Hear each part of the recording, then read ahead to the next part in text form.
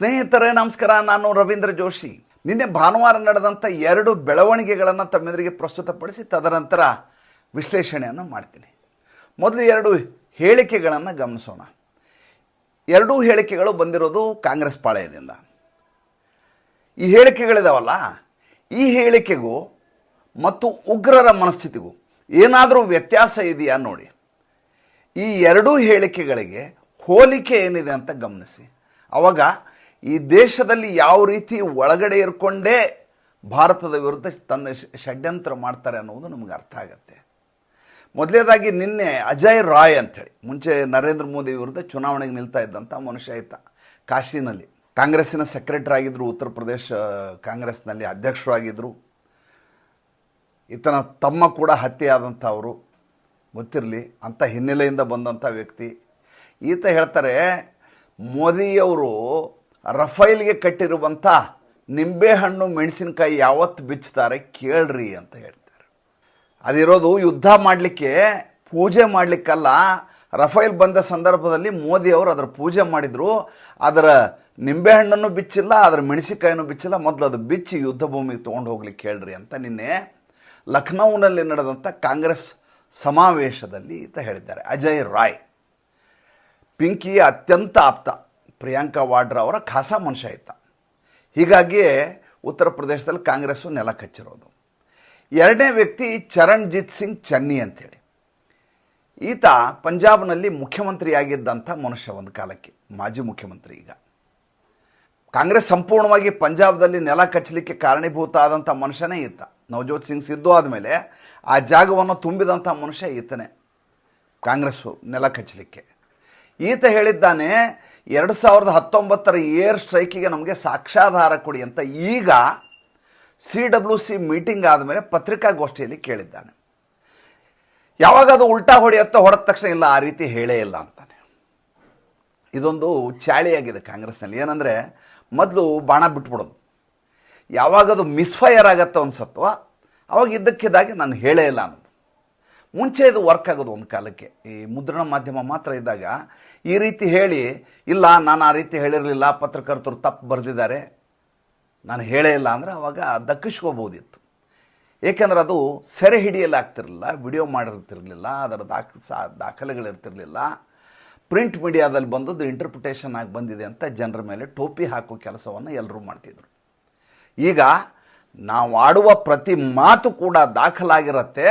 ನಾವು ಇಲ್ಲ ಅಂತ ಹೇಳಿದಾಗ ಮೊದಲು ಹೇಳಿದ್ದು ಆಮೇಲೆ ಇಟ್ಟು ಹೇಳಿದ್ದು ಎರಡನ್ನೂ ತೋರಿಸಿ ನಮ್ಮನ್ನು ಸಂತೆಯಲ್ಲಿ ಸೀರೆ ಬಿಚ್ಚಿಸೋ ಕೆಲಸ ಮಾಡ್ತಾರೆ. ವಾಚ್ಯ ಶಬ್ದ ಅಂತ ದಯವಿಟ್ಟು ತಪ್ಪು ತಿಳಿಬಾರ್ದವರು, ಅದರ ತಾತ್ಪರ್ಯವನ್ನು ಅರ್ಥ ಮಾಡ್ಕೋಬೇಕು. ನಾನು ಯಾವುದರೂ ಅವಮಾನ ಮಾಡುವಂಥ ಶಬ್ದ ಬಳಸಿದ್ದೀನಿ ಅಂತ ತಿಳ್ಕೊಬಾರ್ದು. ಸಂತೆಯಲ್ಲಿ ಬಟ್ಟೆ ಬಿಚ್ಚಿಸೋ ಕೆಲಸ ಮಾಡಿದ್ದಾರೆ ಅಂತ ಬೇಕಾದ್ರೆ ಕರ್ಕೊಳ್ಳಿ. ಯಾಕೆ ಈ ಮಾತನ್ನು ಹೇಳಿದೆ ಅಂತಂದರೆ, ಇತ್ತೀಚೆಗೆ ನಡೆದ ಎಲ್ಲ ಬೆಳವಣಿಗೆಗಳನ್ನು ನೋಡಿ. ಎಲ್ಲ ಬೆಳವಣಿಗೆಯ ಸಂದರ್ಭದಲ್ಲಿ ಕಾಂಗ್ರೆಸ್ಸು ಹೇಗಾದರೂ ಮಾಡಿ ಯುದ್ಧ ಮಾಡಿಸ್ಬೇಕು ಅನ್ನುವಂಥ ಹಪಹಪಿಯಲ್ಲಿದೆ.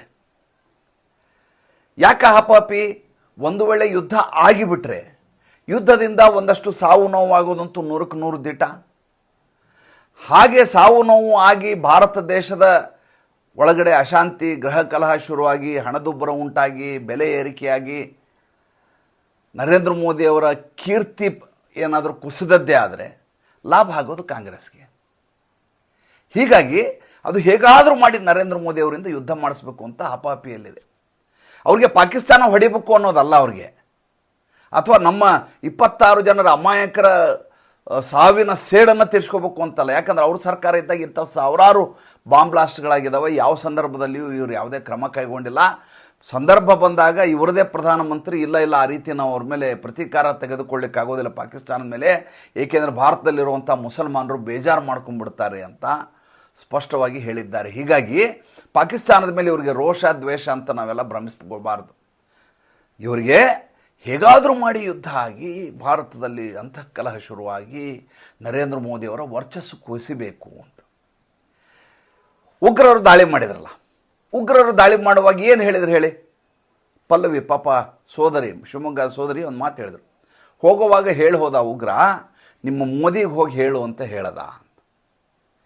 ಯಾಕೆ ಆ ಮಾತನ್ನು ಹೇಳ್ದ? ಈ ದೇಶದಲ್ಲಿ ಸಾವಿರಾರು ಉಗ್ರ ದಾಳಿಗಳಾಗಿದ್ದಾವೆ. ಬರ್ತಾರೆ, ಬಾಂಬ್ ಹಾಕಿ ಹೋಗ್ತಾರೆ. ಸುಯಿಸೈಡ್ ಬಾಂಬರ್ ಇರ್ತಾರೆ, ಇಲ್ಲ ಕಾರ್ನಲ್ಲಿ ಬಂದು ಗುದ್ದಿ ಹೋಗ್ತಾರೆ, ಇಲ್ಲ ಗುಂಡು ಹೊಡೆದು ಸಾಯಿಸ್ತಾರೆ. ಇಂಥವೆಲ್ಲ ಬೇಕಾದಷ್ಟು ನಡೆದಿದ್ದಾವೆ. ಈಗ 11 ವರ್ಷದಲ್ಲಿ ಅದು ಸಂಪೂರ್ಣ ಮೂಲೋತ್ಪಾಟನೆ ಆಗಿದೆ ಅಂತ ಹೇಳಿದ್ರೆ ಸಂಪೂರ್ಣವಾಗಿ ಕುಸಿದಿದೆ. ಯಾವತ್ತೂ ಯಾವ ಉಗ್ರನೂ ಕೂಡ ನಿಮ್ಮ ಪ್ರಧಾನಮಂತ್ರಿಗೆ ಹೋಗಿ ಹೇಳಿ ಅಂತ ಯಾವತ್ತೂ ಹೇಳಿಲ್ಲ. ಇಂದಿರಾ ಗಾಂಧಿ ಕಾಲದಿಂದ ಹಿಡಿದು ದೇವೇಗೌಡರು ಇದ್ದಾಗಿಂದ ಹಿಡಿದು, ಅಷ್ಟೇ ಯಾಕೆ ಅಟಲ್ ಬಿಹಾರಿ ವಾಜಪೇಯಿ ಅವರು ಇದ್ದಾಗಿಂದ ಹಿಡಿದು ಹೋಗಿ ನಿಮ್ಮ ಅಟಲ್ ಬಿಹಾರಿ ವಾಜಪೇಯಿ ಅವ್ರಿಗೆ ಹೇಳ್ರಿ ನೀವು ಅಂಥೇಳಿ ಉಗ್ರರು ಯಾರ ಕುಟುಂಬದವರು ಸಂತ್ರಸ್ತರಾಗಿದ್ದಾರಲ್ಲ ಅವ್ರ ಕುಟುಂಬದವ್ರಿಗೆ ಹೋಗಿ ಹೇಳಿಲ್ಲ ಯಾವಾಗ ಉಗ್ರರು. ಈ ಸಾರಿ ಆ ರೀತಿ ಹೇಳಿದ್ದಾರೆ. ಯಾಕೆ ಹೇಳಿದ್ದಾರೆ ಅಂತ ಅರ್ಥ ಮಾಡ್ಕೊಡಿ. ಇದನ್ನು ಹೇಳಿದ್ದಲ್ಲ, ಇದನ್ನು ಹೇಳಿಸಿದ್ದು ಯಾರು ಹೇಳಿಸಿದ್ದು? ಪಾಕಿಸ್ತಾನ ಹೇಳಿಸಿದ್ದು. ಪಾಕಿಸ್ತಾನ ಯಾಕೆ ಹೇಳಿಸುತ್ತೆ ಅಂತಂದರೆ, ಇವತ್ತು ಇಡೀ ಜಗತ್ತಿನಲ್ಲಿ ಆದರೂ ವಿಶೇಷವಾಗಿ ಪಾಕಿಸ್ತಾನಕ್ಕೆ ಕಂಟಕಪ್ರಾಯ ಆಗಿರೋದು ಯಾರಾದರೂ ಒಬ್ಬರು ಇದ್ದರೆ ಅದು ನರೇಂದ್ರ ಮೋದಿ ಸರ್ಕಾರ ಅಲ್ಲದೆ ಬೇರೆ ಯಾವುದೇ ಸರ್ಕಾರ ಇದ್ದರೂ ಕೂಡ ಪಾಕಿಸ್ತಾನ ಇಷ್ಟೆಲ್ಲ ಚಡಪಡಿಸಬೇಕಾದಂಥ ಅಗತ್ಯತೆ ಇರಲಿಲ್ಲ. ಮೊದಲಿನ ಥರ ದೀಪಾವಳಿ ಪಟಾಕಿ ಥರ ಬಾಂಬ್ ಹಾಕ್ಕೊಂಡು ಓಡಾಡಿರೋದು. 11 ವರ್ಷದಿಂದ ಈಚೆಗೆ ಅದಕ್ಕೆ ತಾನು ಯಾವ ಕಾರ್ಯಸಾಧನೆಯನ್ನು ಮಾಡಬೇಕು ಅಂತ ಪ್ರಯತ್ನ ಮಾಡ್ತಾ ಇತ್ತೋ ಅದು ಪ್ರತಿ ಬಾರಿ ವಿಫಲ ಆಗ್ತಾ ಇದೆ. ನಮಗದು ಗೊತ್ತಾಗಿರೋದಿಲ್ಲ. ದಾಳಿಯಾಗಿ ಅದು ಯಶಸ್ಸಾದಾಗ ಮಾತ್ರ ಜನಸಾಮಾನ್ಯರಿಗೆ ಗೊತ್ತಾಗತ್ತೆ ವಿನ ವಿಫಲಗೊಳಿಸಿರುವ ದಾಳಿಯ ಬಗ್ಗೆ ನಮಗೆ ಮಾಹಿತಿಯೇ ಇರೋದಿಲ್ಲ. ಅಕಸ್ಮಾತ್ ಮಾಹಿತಿ ಬಂದರೂ ದೊಡ್ಡ ಪ್ರಮಾಣದಲ್ಲಿ ಅದು ಸುದ್ದಿ ಆಗೋದಿಲ್ಲ. ಹೀಗಿರುವಾಗ ಒಂದು ಏರ್ ಸ್ಟ್ರೈಕ್, ಒಂದು ಸರ್ಜಿಕಲ್ ಸ್ಟ್ರೈಕ್ನಿಂದ ನರೇಂದ್ರ ಮೋದಿ ಪ್ರತೀಕಾರ ತೀರಿಸಿಕೊಳ್ಳೋದರಲ್ಲಿ ಪರಾಕ್ರಮಿ ಅಂತ ಈಗಾಗಲೇ ಸಾಬೀತಾಗಿ ಹೋಗಿದೆ. ಎರಡನೇದ್ದು 56 ಇಂಚ್ ಸೀನಾ ಅಂತ ಅವರೇ ಹೇಳಿರೋದು 56 ಇಂಚ್ ಎದೆ ಅಂತ ಹೇಳಿದ್ದಾರೆ. ಅಂತಂದರೆ ನಿಮ್ಮನ್ನು ಬಿಡೋದಿಲ್ಲ ಅಂತ ಹೇಳುವಂಥ ವ್ಯಕ್ತಿ ಈತ ಅಂತ ಜಗತ್ತಿನಲ್ಲಿ ರುಜುವಾತಾಗಿದೆ. ಮೂರನೇದಾಗಿ ಜಾಗತಿಕವಾಗಿ ನರೇಂದ್ರ ಮೋದಿಗೆ ಎಲ್ಲ ಕಡೆಯಿಂದ ಬೆಂಬಲ ಇದೆ.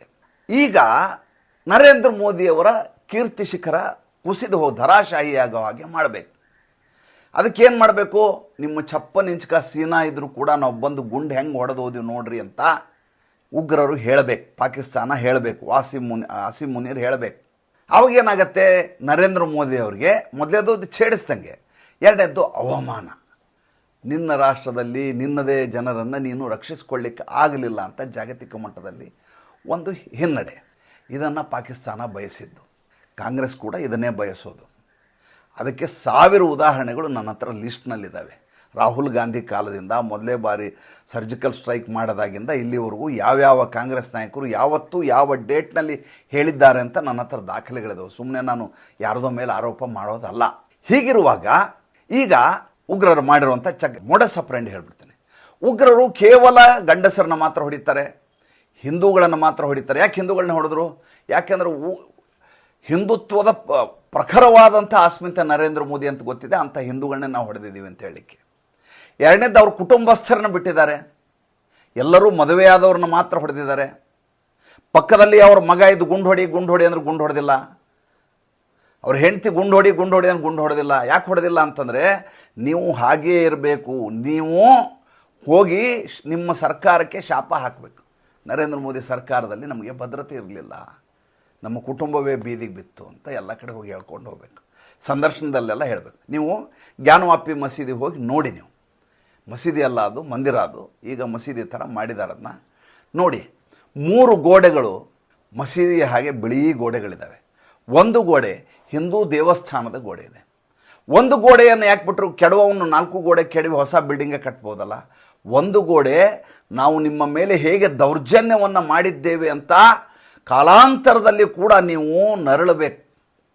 ನಿಮ್ಮ ದೇವಸ್ಥಾನವನ್ನು ಒಡೆದು ನಾವು ಮಸೀದಿಯನ್ನು ಕಟ್ಟಿದ್ದೀವಿ ಅಂತ. ಅದೇ ಟ್ರಂಪ್ ಕಾರ್ಡ್ನ ಇಲ್ಲಿ ಬಳಸಿರೋದು. ಇದರಿಂದ ಏನು? ಛವಿ ಹಾಳಾಯಿತು, ನರೇಂದ್ರ ಮೋದಿಯವರ ಅಸ್ಮಿತೆ ಹಾಳಾಯಿತು. ಜಾಗತಿಕ ಮಟ್ಟದಲ್ಲಿ ಭಯೋತ್ಪಾದನೆಯನ್ನು ತಡೆಯುವಂಥ ನರೇಂದ್ರ ಮೋದಿಯವರ ಯತ್ನಕ್ಕೆ ಹಿನ್ನಡೆಯಾಯಿತು. ನರೇಂದ್ರ ಮೋದಿ ತನ್ನ ಪ್ರವಾಸಿಗರನ್ನೇ, ತನ್ನ ಪ್ರಜೆಗಳನ್ನೇ ರಕ್ಷಿಸಲಾರದಂಥ ಅಸಮರ್ಥ ನಾಯಕ ಅಂತ ಪ್ರೂವ್ ಮಾಡಬೇಕು. ಕಾಂಗ್ರೆಸ್ ಏನು ಮಾಡ್ತಾ ಇದೆ? ಕಾಂಗ್ರೆಸ್ಸು ಅದೇ ಕೆಲಸ ಮಾಡ್ತಾ ಇದೆ. ಒಬ್ಬ ಕಾಂಗ್ರೆಸ್ ನಾಯಕ ಹೇಳ್ತಾನೆ, ನಾನು ಯುದ್ಧಕ್ಕೆ ಹೋಗೋಕ್ಕೆ ರೆಡಿ, ಬಾಂಬರ್ ಕಟ್ಕೊಂಡ್ಬಿಡ್ತೀನಿ, ನನಗೆ ಬಾಂಬ್ ಕಟ್ಟಿ ಬೆನ್ನಿಗೆ ಹೊರಡ್ತೀನಿ ಯುದ್ಧ ಭೂಮಿಗೆ ಅಂತ. ಅವನಿಗೆ ಮುಟ್ಟಾಳ ಪೆಂಗ. ಅವನಿಗೆ ಗೊತ್ತಿಲ್ಲ ಏನಂತಂದರೆ, ಬೆನ್ನಿಗೆ ಬಾಂಬ್ ಕಟ್ಕೊಂಡು ಹೋಗೋರು ಸುಯಿಸೈಡ್ ಬಾಂಬರ್ಗಳು, ಉಗ್ರರು. ಯುದ್ಧ ಮಾಡೋನು ಬಾಂಬ್ ಕಟ್ಕೊಂಡು ಹೋಗೋದಿಲ್ಲ, ತಾನು ಸಾಯ್ಲಿಕ್ಕೆ ಹೋಗೋದಿಲ್ಲ, ಯುದ್ಧ ಮಾಡಿ ಶತ್ರುಗಳನ್ನು ಸಾಯಿಸ್ಲಿಕ್ಕೆ ಹೋಗ್ತಾನೆ. ಈ ಜಮೀರ್ ಅಹಮ್ಮದನ್ನು ಕರ್ಕೊಂಬಂದು ಇವರು ಮಿನಿಸ್ಟ್ರ್ ಮಾಡ್ತಾರೆ. ಪಾಪ ನ್ಯಾಷನಲ್ ಟ್ರಾವೆಲ್ಸ್ ಓಡಿಸ್ಕೊಂಡಿದ್ದ ಅವನು. ಅದಾದಮೇಲೆ ವಾಚ್ಮನ್ ಆಗ್ತೀನಿ ಅಂತ ಬೇರೆ ಹೇಳಿಕೆ ಕೊಟ್ಟಿದ್ದ ಯಡಿಯೂರಪ್ಪ ಅವ್ರಿಗೆ, ವಾಚ್ಮನ್ ಆಗ್ತೀನಿ ನಾನು ಅಂತ. ಇವ್ರು ಹೇಳಿದ್ದನ್ನೆಲ್ಲ ನಾವು ಮರ್ತು ಬಿಟ್ಟಿದ್ದೀವಿ ಅಂತ ಇವ್ರು ತಿಳ್ಕೊಂಡಿದ್ದಾರೆ. ನಾವು ಯಾವುದನ್ನು ಮರೆತಿರೋದಿಲ್ಲ, ಸಂದರ್ಭ ಬಂದಾಗ ಬಳಸ್ಕೋತೀವಿ ಅಂತ ಅವ್ರಿಗೆ ಗೊತ್ತಾಗಲಿ. ನಾನು ಹೇಳಿಬಿಡ್ಲಿ, ನಾನು ಯುದ್ಧಕ್ಕೆ ಹೋಗೋಕ್ಕೆ ರೆಡಿ ಇದ್ದೀನಿ, ನಾನು ಬೆನ್ನಿಗೆ ಬಾಂಬ್ ಕಟ್ಕೊಂಡು ಹೋಗ್ಬಿಡ್ತೀನಿ, ನಿಮ್ಮ ಪ್ರತಾಪ್ ಸಿಂಹ ಹೋಗ್ತಾರಾ? ಪ್ರತಾಪ್ ಸಿಂಹ ಅವರ ರಾಷ್ಟ್ರೀಯತೆಯನ್ನು, ಆತನ ರಾಷ್ಟ್ರಭಕ್ತಿಯನ್ನು ಪ್ರಶ್ನೆ ಮಾಡಲಿಕ್ಕೆ ಈತನಿಗೆ ಏನಾದರೂ ಯೋಗ್ಯತೆ ಇದೆಯೇನ್ರಿ? ಅಂಥ ಜಮೀರ್ ಅಹಮ್ಮದು ಈಗ ಉಗ್ರನ ರೀತಿಯಲ್ಲಿ ಮಾತಾಡ್ತಾನೆ. ಒಂದು ಈ ಕಡೆ ಸಿದ್ದರಾಮಯ್ಯನ ಬಗ್ಗೆ ಈಗಾಗಲೇ ಹೇಳಿದ್ದೀನಿ, ಮತ್ತೆ ಮತ್ತೆ ಹೇಳಬೇಕಾಗಿಲ್ಲ, ಆದರೆ ಇಲ್ಲಿ ಉಲ್ಲೇಖ ಮಾಡಬೇಕು ಅಂತ ಹೇಳ್ತೀನಿ. ಯುದ್ಧದ ಅಗತ್ಯವಿಲ್ಲ, ನಾವು ಶಾಂತಿಯ ಪರವಾಗಿದ್ದೇವೆ. ಮಾರನೇ ದಿವಸ ಬೆಳಗ್ಗೆ ಪ್ಲೇಟ್ ಚೇಂಜು. ಇವತ್ತು ಯಾವುದೋ ಒಂದು ವಿಡಿಯೋ ನೋಡ್ತಾ ಇದ್ದೆ, ಯಾವ ಧರ್ಮದಲ್ಲಿ ಕೊಲೆ ಹಿಂಸೆ ಇದೆ ಹೇಳಿ, ಅದು ಹಿಂದುತ್ವದಲ್ಲಿ ಇದೆ, ಅದು ಮನುಶಾಸ್ತ್ರದಲ್ಲಿ ಇದೆ. ಸ್ವಾಮಿ, ಜಿಹಾದ್ ಅನ್ನೋ ಶಬ್ದ ಬಂದಿದ್ದೇ ಇಸ್ಲಾಂ ಧರ್ಮದಿಂದ. ಕಾಫಿರ್ಗಳನ್ನೆಲ್ಲ ಸಾಯಿಸಬೇಕು, ಸರ್ತನ್ಸೆ ಜುದಾ ಮಾಡಬೇಕು ಅಂತ ಇರೋದೇ ಅದರಲ್ಲಿ. ಹಿಂದೂ ಧರ್ಮದಲ್ಲಿ ಸಾಯಿಸಬೇಕು ಅಂತಿಲ್ಲ, ಎಲ್ಲರೂ ಸಹಬಾಳ್ವೆ ಮಾಡಬೇಕು ಅಂತಿರೋದು. ಇವ್ರಿಗೆ ಯಾರು ಬುದ್ಧಿ ಹೇಳಬೇಕು ಹೇಳಿ? ಕೇಳಿದರೆ ಇವ್ರು ಹೋಮ್ ಮಿನಿಸ್ಟರ್ ಹೇಳ್ತಾನೆ, ತೀರ್ಕೊಂಡ್ರೆ ಅವ್ನಿಗೆ 5 ಕೇಸ್ ಇದಾವೆ ಮಂಗಳೂರಲ್ಲಿ ಶೆಟ್ಟಿ ಮೇಲೆ, ಅದಕ್ಕೆ ಅವ್ನ ಮನೆಗೆ ಹೋಗಿಲ್ಲ ಅಂತಾನೆ. ನಿಮ್ಮ ಇಡೀ ಕಾಂಗ್ರೆಸ್ ಎಲ್ಲ ಕಾರ್ಯಕರ್ತರ ಮೇಲೆ 10 ಕೇಸ್ ಇದಾವ್ರಿ. ಯಾರ ಮೇಲೆ ಕೇಸ್ ಇಲ್ಲ ಹೇಳಿ? ಹಿಂದೂ ಕಾರ್ಯಕರ್ತ ಅಂದರೆ ಅವನ ಮೇಲೆ ಕೇಸ್ ಹಾಕ್ಲಾರ್ದು ಬಿಡ್ತೀರಾ ನೀವು ಕಾಂಗ್ರೆಸ್ನವರು? ಕೇಸ್ ಜಡಿತೀರಾ. 25 ಲಕ್ಷ ರೂಪಾಯಿ ಕೊಟ್ಟರಲ್ಲ ಈತನ ಸೋದರನಿಗೆ, ಆತ 5 ಲಕ್ಷ ತೊಗೊಂಬಂದು ಹಫ್ತಾ ಕೊಟ್ಟು ಸಾಯಿಸಿದ್ನಲ್ಲ. ಈಗ ಅದ್ರ ಬಗ್ಗೆ ನಿಮಗೇನು ಬೇಜಾರಿಲ್ವಾ? ಪ್ರಶ್ನೆ ಬರೋದು ಮೂಲವಾಗಿ ಈಗ ಅಜಯ್ ರಾಯ್ ಮಾತಿಗೆ. ಅಜಯ್ ರಾಯ್ ನಿಂಬೆಹಣ್ಣು ಕಟ್ಟಿದ್ದೀರಿ, ಏನು ಮಾಡ್ತಾ ಇದ್ದೀರಿ ಅಂತ. ನರೇಂದ್ರ ಮೋದಿ ಸರ್ಕಾರ ಇದು ಯಾವತ್ತಿನ ದಿವಸ ಯುದ್ಧ ಮಾಡಬೇಕು ಅಂತ ತುಂಬ ಚೆನ್ನಾಗಿ ಗೊತ್ತಿರುತ್ತೆ. ಒಂದೇ ಒಂದು ಸಣ್ಣ ಇದಕ್ಕೆ ನಿಮಗೆ ಬ್ಯಾಕ್ಗ್ರೌಂಡ್ ಹಿನ್ನೆಲೆಯನ್ನು ಹೇಳ್ತೀನಿ. ಒಂದು ಯುದ್ಧವನ್ನು ಮಾಡ್ತೀನಿ ಅಂತ ಸಾರಿದ ಮೇಲೆ ಯುದ್ಧಕ್ಕೆ ಸಮಯವನ್ನು ಕೊಟ್ಟರೆ ಎದುರಾಳಿ ಯಾವ ರೀತಿ ದುರ್ಬಲ ಆಗ್ತಾನೆ ಅಂದರೆ, ಆತ ನಿರಂತರವಾಗಿ ರೆಡ್ ಅಲರ್ಟ್ನಲ್ಲಿರಬೇಕಾಗತ್ತೆ. ಹಾಗೆ ರೆಡ್ ಅಲರ್ಟಲ್ಲಿದ್ದ ಸಂದರ್ಭದಲ್ಲಿ ಆತನ ಬಳಿ ಇರುವಂಥ ಎಲ್ಲ ಶಸ್ತ್ರಾಸ್ತ್ರಗಳನ್ನು ನಿರಂತರವಾಗಿ ಪರೀಕ್ಷೆ ಮಾಡಿಸ್ತಾ ಇರಬೇಕಾಗತ್ತೆ. ಹಾಗೆ ಪರೀಕ್ಷೆ ಮಾಡೋದ್ರಿಂದ ಕೋಟಿ ಕೋಟಿ ಕೋಟಿ ಕೋಟಿ ದುಡ್ಡುಗಳು ಖರ್ಚಾಗ್ತವೆ. ಆತನ ಬಳಿ ಇರುವಂಥ ತುಪಾಕಿಗಳು, ಆತನ ಬಳಿ ಇರುವಂಥ ಫಿರಂಗಿಗಳು, ಆತನ ಬಳಿ ಇರುವಂಥ ಮದ್ದುಗುಂಡು ಎಲ್ಲ ಕೂಡ ಖಾಲಿ ಆಗ್ತಾ ಬರ್ತಾ ಇದೆ. ಯುದ್ಧ ಆಗ್ತಾ ಇಲ್ಲ, ಇವರು ಸನ್ನದ್ಧರಾಗಿದ್ದಾರೆ. ಬೆಳಗ್ಗೆ ಅದರ ಪರೀಕ್ಷೆ ನಡೆಸ್ತಾ ಇದ್ದಾರೆ, ಬೆಳಗ್ಗೆ ಅದರ ಫೈರಿಂಗ್ ಶುರು ಮಾಡಿದ್ದಾರೆ. ಯುದ್ಧ ಭಾರತ ದೇಶ ಆಕ್ರಮಣ ಮಾಡ್ತಾ ಇಲ್ಲ. ಇವತ್ತೊಂದು ಅದ್ಭುತವಾದ ವರದಿಯನ್ನು ಓದಿದೆ ನಾನು ಪಾಕಿಸ್ತಾನದ್ದು. ಏನಂದರೆ, ಮೇ 2ನೇ ತಾರೀಕಲ್ಲಿ ಕೋರ್ ಕಮಾಂಡರ್ ಸಭೆ ಆಗತ್ತೆ. ಆ ಸಭೆಯಲ್ಲಿ ಒಂದು ಪಾಕಿಸ್ತಾನಕ್ಕೆ ಆಘಾತಕಾರಿಯಾದಂಥ ಒಂದು ವಿಷಯವನ್ನು ಅಲ್ಲಿಯ ಕಮಾಂಡರ್ ಇರ್ತಾರೆ. ಏನಂದರೆ, ನಾವು ಈ ಕ್ಷಣ ಯುದ್ಧ ಶುರು ಮಾಡಿದರೆ ನಾವು ಯುದ್ಧ ಮಾಡಲಿಕ್ಕೆ ನಮ್ಮ ಬಳಿ ಇರುವಂಥ ಒಟ್ಟು ಶಸ್ತ್ರಾಸ್ತ್ರಗಳ ಸ್ಟಾಕ್ ಏನಿದೆ ಅದು ಕೇವಲ 4 ದಿನಗಳಿಗೆ ಆಗುವಷ್ಟು ಮಾತ್ರ ಇದೆ, 96 ಗಂಟೆಗಳಿಗೆ ಮಾತ್ರ ಸಾಕಾಗುವಷ್ಟಿದೆ. ಯಾಕೆ ಅಂತ ಇನ್ನೊಬ್ಬ ಕಮಾಂಡರ್ ಕೇಳ್ತಾನೆ. ನಮ್ಮಲ್ಲಿ ಭಾಳ ದೊಡ್ಡದಾದಂಥ ಒಂದು ಪ್ರಮಾದವನ್ನು ಮಾಡಿದ್ದೇವೆ. ಏನು ಆ ಪ್ರಮಾದ? ರಷ್ಯಾ ಉಕ್ರೇನ್ ಯುದ್ಧ ನಡೆಯುವ ಸಂದರ್ಭದಲ್ಲಿ ನಾವು ರಹಸ್ಯವಾಗಿ ಉಕ್ರೇನ್ಗೆ ಮದ್ದುಗುಂಡುಗಳ ಸರಬರಾಜು ಮಾಡಿದ್ದೇವೆ. ಹಾಗಾಗಿ ನಮ್ಮ ಡಿಮ್ಯಾಂಡ್ ಆ್ಯಂಡ್ ಸಪ್ಲೈ ಲೆಕ್ಕದಲ್ಲಿ ನಾವು ಎಷ್ಟನ್ನು ಪೂರೈಸಬೇಕು ನಮ್ಮ ಸೈನ್ಯಕ್ಕೆ ಅಷ್ಟು ಪೂರೈಸಲಿಕ್ಕೆ ನಮ್ಮಲ್ಲಿ ಈಗ ದಾಸ್ತಾನು ಇಲ್ಲ. ಈಗ ಬೇಕು ಅಂದರೂ ಅಷ್ಟು ರೆಡಿ ಆಗೋದಿಲ್ಲ. ಎರಡನೇದಾಗಿ, ಬೇರೆ ಕಡೆಯಿಂದ ಆಮದು ಮಾಡ್ಕೋತೀನಿ ಅಂತಂದ್ರೆ ನಮ್ಮ ಹತ್ರ ಫಾರಿನ್ ರಿಸರ್ವ್ ಇಲ್ಲ. ನಮ್ಮ ಸೈನಿಕರು 1200 ಜನ ಲಾಂಗ್ ಲೀವ್ ಹಾಕಿ ಹೊರಟೇ ಹೋಗಿದ್ದಾರೆ, ಯಾರೂ ಕಾಯ್ತಾ ಇಲ್ಲ. ಎಲ್ಲ GHQನಲ್ಲಿ ಅವರ ಲೆಟರ್ಗಳು ಬಿದ್ದಿದ್ದಾವೆ. ಈ ಸುದ್ದಿ ಕೇಳಿದ ಮೇಲೆ ಆಸಿಮ್ ಮುನೀರ್ ಒಳಗಡೆ ಹೋದ ವ್ಯಕ್ತಿ ಇನ್ನೂವರೆಗೂ ಹೊರಗಡೆ ಬಂದಿಲ್ಲ. ಇದನ್ನು ನಾವು ಚರಣ್ಜಿತ್ ಸಿಂಗ್ ಚೆನ್ನಿಗೆ ಹೆಂಗೆ ಹೇಳೋಣ, ಅಜಯ್ ರಾಯ್ಗೆ ಹೆಂಗೆ ಹೇಳೋಣ, ನೀವು ನನಗೆ ದಯವಿಟ್ಟು ಹೇಳಿ. ಮತ್ತು ಮುಂದಿನ ಸಂಚಿಕೆಯಲ್ಲಿ ಹೊಸ ವಿಷಯದೊಂದಿಗೆ ಬರ್ತೇನೆ. ಸಂಚಿಕೆ ಇಷ್ಟ ಆಗಿದ್ದರೆ ಲೈಕ್ ಮಾಡಿ, ಫಾಲೋ ಮಾಡಿ, ಶೇರ್ ಮಾಡಿ. ದಯವಿಟ್ಟು ನಮ್ಮ ಮುಕ್ತ ಪತ್ರಿಕೋದ್ಯಮಕ್ಕೆ ಆರ್ಥಿಕವಾಗಿ ಬೆಂಗಾವಲಾಗಿ. ನಮಸ್ಕಾರ.